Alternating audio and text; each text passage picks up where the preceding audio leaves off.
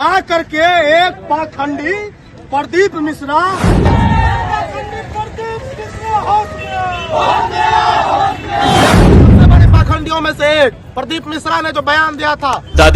मधेपुरा के अंतर्गत श्रृंगी ऋषि की तपोभूमि बाबा नगरी सिंहेश्वर में 7 दिवसीय महापुराण कथा का विशाल आयोजन हुआ।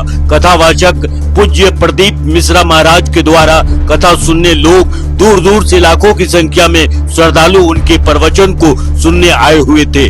2 दिन पहले पूज्य प्रदीप मिश्रा महाराज ने अपने प्रवचन के दौरान कुछ ऐसी बातें बोले जिससे कुछ शिव भक्त नाराज हो गए और उनके विरोध में उनके पोस्टर पर कालिक पोत दिए।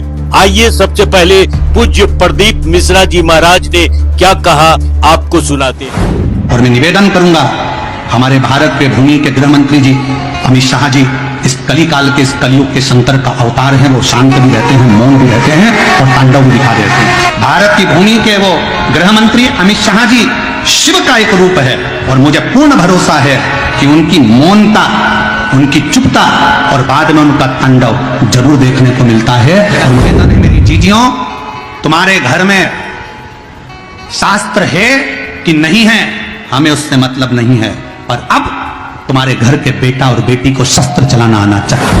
ये एक पाखंडी प्रदीप मिश्रा भोले बाबा का अपमान कर रहा है। यह पाखंडी कह रहा है कि जो एक अपराधी है, एक क्रिमिनल है, तरीपार है अमित शाह, उसमें इनको भोले बाबा नजर आते हैं। हम लोग उसी के खिलाफ में आज इसका मुंह काला कर रहे हैं। अगर यह नाक रगड़ करके भोले बाबा के दरबार में माफी नहीं मांगता है तो हम लोग इसको यहाँ से खदेड़ने का काम करेंगे।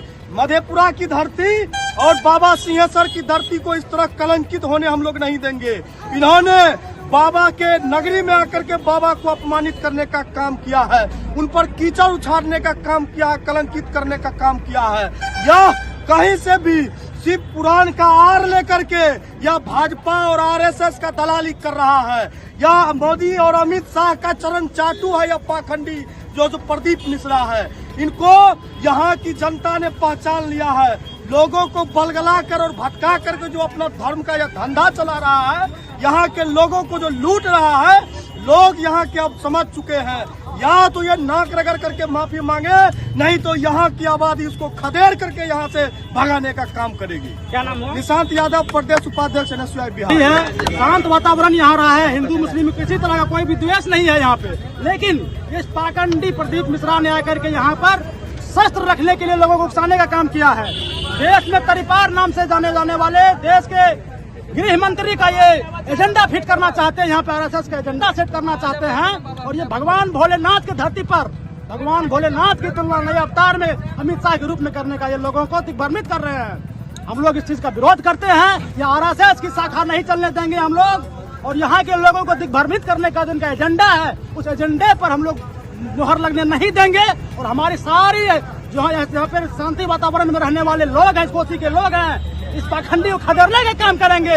जब जिस तरह से ब्रिज के लोगों ने नाक रगड़वा कर इनसे माफी मंगवाया था, मधेपुरा के लोग भी बाबा सिंहेश्वर धाम में जब तक कि नाक रगड़ कर माफी नहीं मांगने का काम करता है, धरती को कलंकित होने से बचाने के लिए हम लोग इसको खदेड़ने का काम करेंगे। तेज कुमार यादव।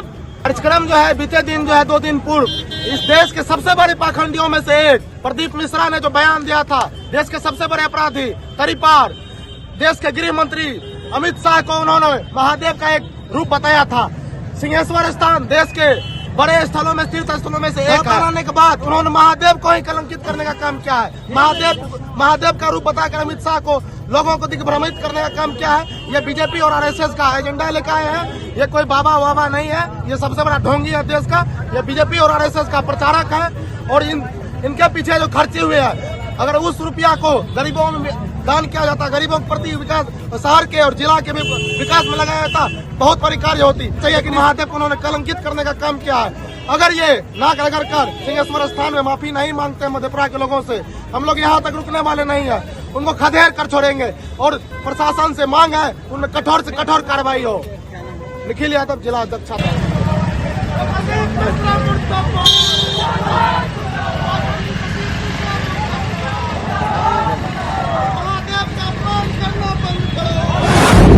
प्रदीप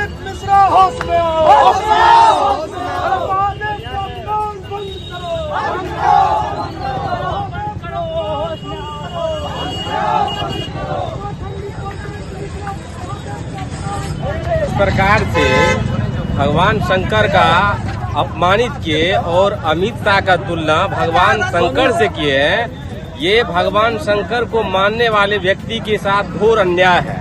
और ये बना बनाया इस प्रकार से एक एजेंडा चला है। आरएसएस का जो एजेंडा है, कुछ ही दिन में बिहार में चुनाव होने वाला है और आरएसएस ने प्लानिंग करके इनको भेजा है और यहाँ आकर के समाज में नफरत की बेबंसता की जो षड्यंत्र कर रहे हैं, ये किसी भी सूरत पे हम लोग होने नहीं देंगे। ये भगवान शंकर का अपमान किए हैं और ये अपमान के लिए आज जो है सभी छात्र मिल करके जो कालिक पोछने का काम किया गया है, अगर ये गलती नहीं मानते हैं तो इसका घोर विरोध होते रहेगा।